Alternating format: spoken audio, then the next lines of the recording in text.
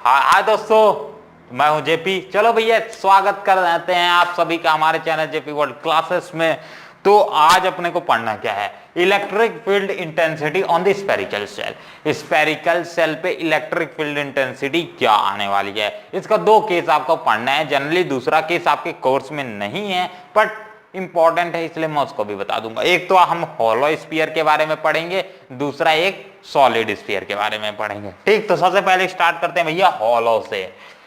तो अपने को इलेक्ट्रिक फील्ड इंटेंसिटी निकालना है एक हॉलो पे, मतलब एकदम बीच से खाली खाली रहेगा, सिर्फ साइड में। जैसे आप बॉल देखते हो, टेनिस की बॉल है भैया, अंदर से क्या होती है? खाली रहती है, पर बाहर से पूरे स्फेरिकल शेप में रहती है।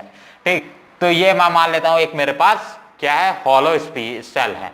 अब इसके बाहर मैं क्या करता हूं, फर्स्टली एक गॉसियन सरफेस को क्रिएट कर लेता हूं। गॉसियन सरफेस क्या होता है? Gaussian surface are the generally imaginary surface, but imaginary closed surface बोलेंगे। करेक्ट डेफिनेशन क्या होगा? Imaginary closed surface. कोई बोले गॉसियन सरफेस क्या है? इमेजिनरी सरफेस, ऐसा कभी भी मत बोलना, गलत हो जाएगा। क्लोज्ड सरफेस, ठीक, अराउंड एनी सब्सटेंस और एनी फील्ड, तो उसे क्या बोला जाएगा? Generally Gaussian surface. तो ये हो गया मेरा।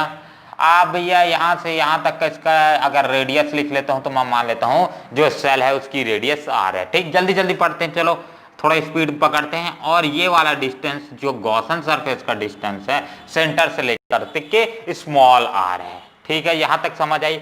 मान लेता हूं मैं एक पॉइंट पे निकाल रहा हूं गॉसियन सरफेस। इस पॉइंट पे मान लेता हूं मैं गॉसियन सरफेस निकाल रहा हूं पी पॉइंट पे।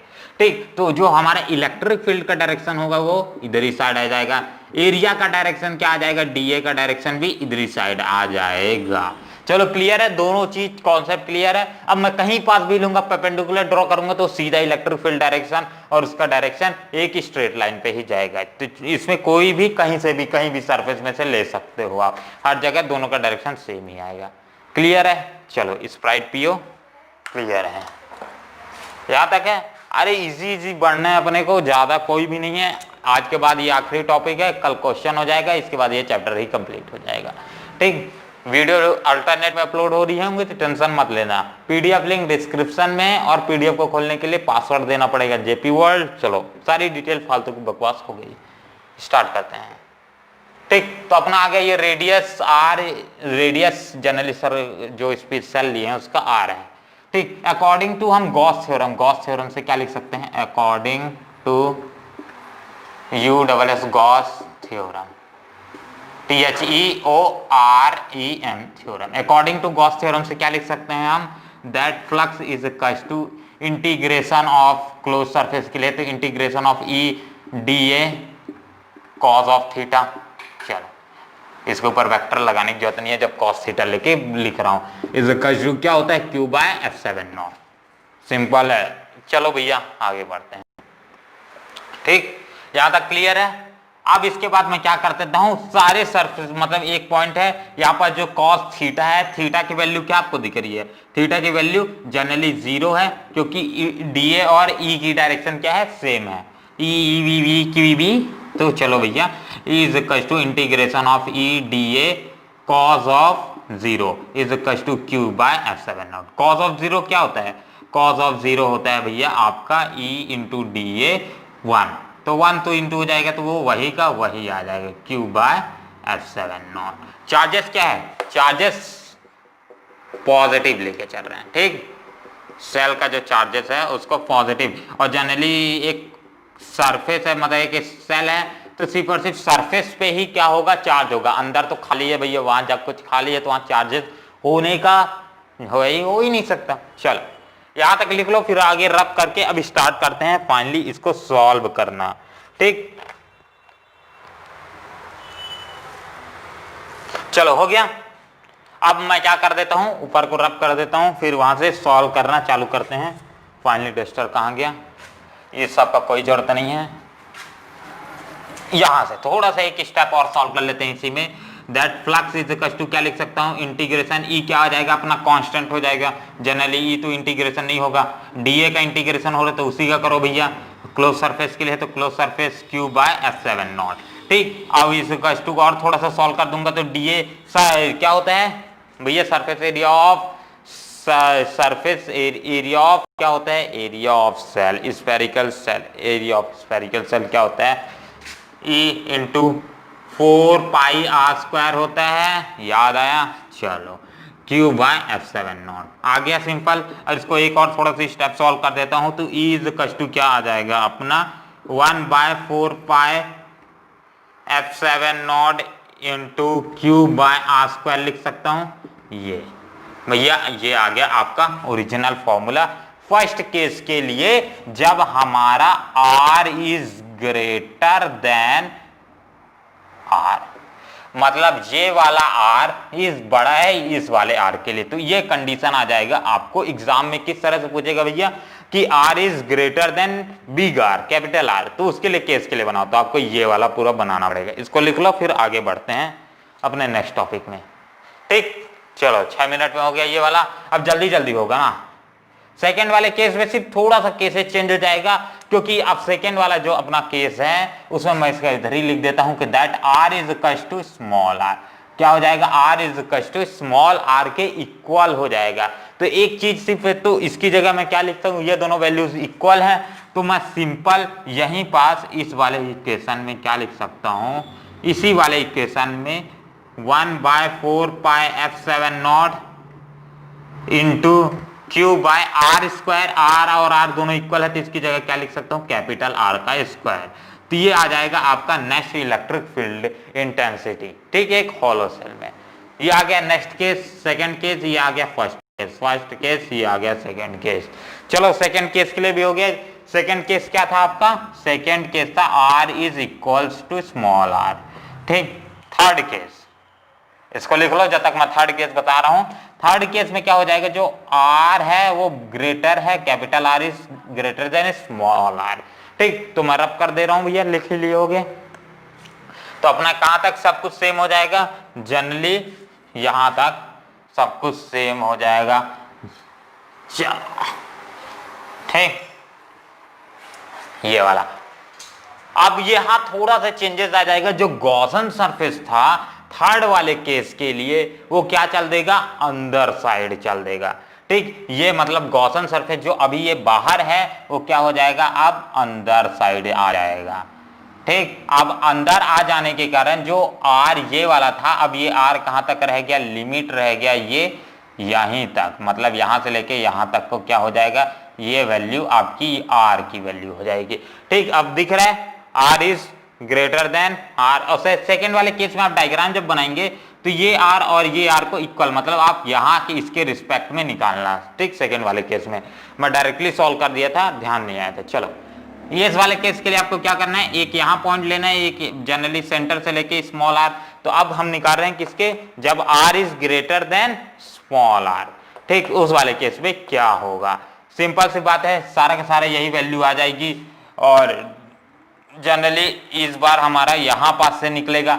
बट एक चीज बता दूं, यहां पास आपको बहुत ज्यादा सिंपल हो जाएगा, आपको बहुत ज्यादा मजा आएगा। क्यों भैया मजा आएगा, क्योंकि मैंने शुरू में ही बताया था कि सारा का सारा चार्जेस कहां होते हैं, सिर्फ और सिर्फ सरफेस पे होते हैं। मतलब यहां चार्ज है, अंदर तो चार्ज हिच नहीं है। मतलब Q की वैल्यू क्या हो गई, यहाँ इंटीग्रेशन ऑफ EdA, और Q की वैल्यू 0/S7 नॉट, इसकी वैल्यू 0, मतलब flux is equals to 0, flux is equals to 0, मतलब E इज इक्वल्स टू भी 0। मजा आया सुन के। चलो इलेक्ट्रिक फील्ड इंटेंसिटी एक हॉलो स्फीयर की क्या हो जाएगी, इनसाइड में 0/सन्नाटा आ जाएगी। ठीक है, चलो ये हो गया, रब कर दूं, इजी था। अब नेक्स्ट आता है आपका सॉलिड वाले केसेस के लिए। तो सबसे पहले डायग्राम भी रब करते हुए आगे बढ़ते हैं, क्योंकि ये हो गया, तीनों केस सेम टू सेम ही बनाने हैं। और तीनों केस की एक खास बात बताऊं कि सॉलिड के लिए आपका पहला और दूसरा केस सेम टू सेम बनेगा। ठीक है, इसके लिए आपके लिए मेहनत नहीं करना पड़ेगा। तो ये आता है आपका सॉलिड के लिए, किसके लिए, सॉलिड के लिए। अब जनरली मैं मान लेता हूं एक मेरे पास सेल है, ठीक, एक मेरे पास ये क्या है, सेल है। अब इस सेल ये क्या है, सॉलिड सेल है, मतलब चार्जेस क्या होंगे, अंदर साइड भी होंगे, ठीक, जरूरी नहीं है बाहर। अब मैं क्या मान के चलता हूं कि यहां पास से ये मैं इसका आर मान लेता हूं, ठीक। एक बाहर में इमेजिनरी सरफेस क्रिएट कर लेता हूं और उस इमेजिनरी सरफेस पे क्या निकालता हूं, इलेक्ट्रिक फील्ड इंटेंसिटी, मतलब ये क्या हो जाएगा, डिस्टेंस आर, स्मॉल आर, ठीक, आर एंड स्मॉल आर। हो गया दोनों कंप्लीट। चलो सिंपल है। अब मैं इस पॉइंट पे क्या निकालूंगा, इलेक्ट्रिक फील्ड इंटेंसिटी। तो पहले तो ई का डायरेक्शन भी किधर साइड आ जाएगा, इधर साइड आ जाएगा, और डीए का भी डायरेक्शन क्या आ जाएगा, इधर ही साइड आ जाएगा, ठीक। दोनों का डायरेक्शन क्या आ जाएगा, सेम टू सेम एक ही साइड आ जाएगा, ठीक। ये केस आ गया। अब अकॉर्डिंग टू क्या लिख सकता हूं, according to Gauss, GAUSS, Gauss theorem, ठीक। गॉस थ्योरम से क्या लिख सकते हैं, फ्लक्स इज इक्वल्स टू क्या होता है, integration of EDA cos of theta is equals to Q by F7 क्या हो जाएगा, Q बाय F7, ठीक। जनरली थीटा की वैल्यू क्या हो जाएगी, सेम टू सेम।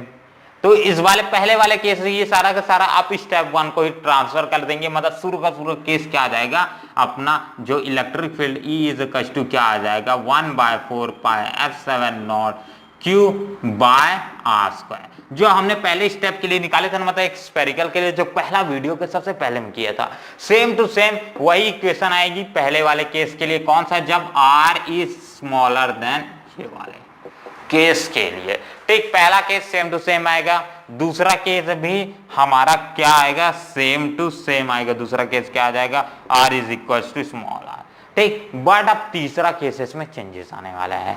दोनों केसेस के लिए क्या आ जाएगा, सेम टू सेम डेरिवेशन ही दोनों केसेस के लिए भी आएंगे, ठीक। तीसरा केस के लिए सिर्फ और सिर्फ थोड़ा सा चेंजेस आ जाएगा भैया, और वहां क्या आ जाएगा आपका सारा का सारा गॉस थ्योरम तो यही आ जाएगा। अब तीसरा वाला केस में मेरा इलेक्ट्रिक फील्ड इंटेंसिटी अंदर भी प्रेजेंट, क्योंकि चार्ज इस बार क्या है, अंदर साइड भी है। तो इस बार मैं मान के चलता हूं जो गॉसन सरफेस है वो कहां तक है, गॉसन सरफेस यहां, मैं ये वाला गॉसन सरफेस मान के चलता हूं, ठीक। तो इस बार मेरा क्या है, यहां पास निकले कि इलेक्ट्रिक फील्ड का डायरेक्शन, मतलब ई का डायरेक्शन भी इधर साइड आ जाएगा, डीए का डायरेक्शन भी इधर साइड आ जाएगा, दोनों का डायरेक्शन एक ही साइड आ जाएगा।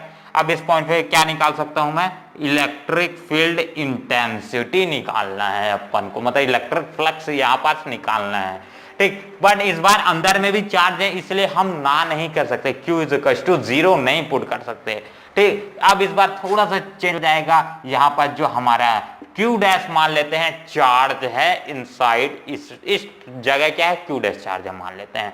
तो इज इक्वल्स टू क्या हो जाएगा, charge volume charge density, volume VOLUME, volume charge density rho into क्या हो जाएगा, volume of Gaussian surface, volume of Gaussian GAUSSAN Gaussian surface, ठीक। AC, ठीक। स्पेलिंग मिस्टेक होगी, सुधार लेना भैया। चलो बताना है मेरा काम। अब वॉल्यूम ऑफ चार्ज डेंसिटी क्या हो जाएगा, volume of charge density mass is equal to Q हो जाएगा, charge density is equal to mass by volume. तो वॉल्यूम क्या हो जाएगा, जनरली वॉल्यूम आपका दिया गया है, कितना दिया नहीं गया है, 4/3 पाई R क्यूब होता है। चलो, और R कौन सा जनरली लेंगे, किसके लिए, चार्ज डेंसिटी, मतलब ये बड़े वाले के लिए। तो स्मॉल r यहां नहीं आएगा, आपका यहां कैपिटल R आ जाएगा, ठीक। Into volume of Gaussian surface, Gaussian surface का कितना वॉल्यूम आ जाएगा, 4 बाय, थोड़ा क्लियर लिखो भैया सामने वाले को समझ आए, 4/3 पाई R क्यूब, स्मॉल वाला R आ जाएगा, क्योंकि हम अंदर साइड क्या लेके चल रहे हैं, स्मॉल r, इस रेडियस को आप स्मॉल r मान के चल रहे हैं, ठीक। सिंपल क्या आ जाएगा आपका Q डैश की अब वैल्यू क्या आ जाएगी, Q डैश अगर मैं वैल्यू लिखता हूं तो 4/3 ये क्या हो जाएगा, कैंसल हो जाएगा। तो अब इस बार क्या आ जाएगा, Q by R cube by R small r cube, तो ये आ जाएगा आपका Q डैश की वैल्यू, ठीक है। चलो इतना तक लिख लो, फिर आगे बढ़ते हैं। आज के आज ही ये टॉपिक कंप्लीट हो जाएगा, 15 मिनट हो गए हैं वीडियो के, आगे बढ़ते हैं।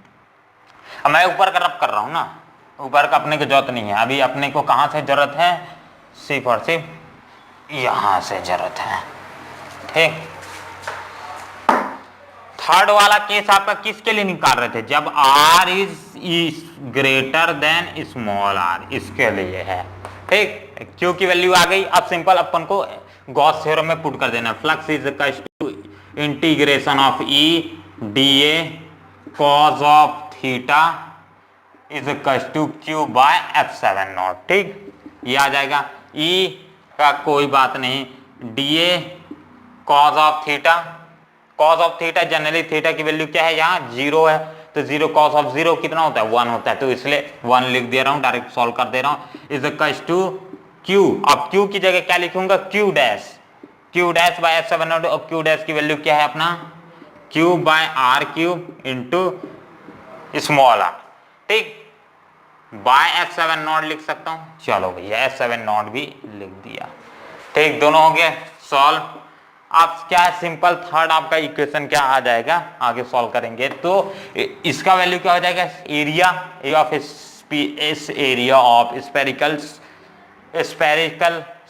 सरफेस का क्या आता है, E इंटू 4πr स्क्वायर होता है। अब जनरली 4πr स्क्वायर, अब यहाँ r कौन सा मानना है, एरिया मान के चलना है, बड़ा वाला r को। ठीक, कौन सा r मान के चलेंगे, बड़ा वाला। ठीक, Q by R cube into R cube by F7 naught. ठीक, सिंपल आ गया, हो गया, यहां तक क्लियर है। चलो भैया लिख लो यहां तक, फिर आगे बढ़ता हूं थोड़ा सा।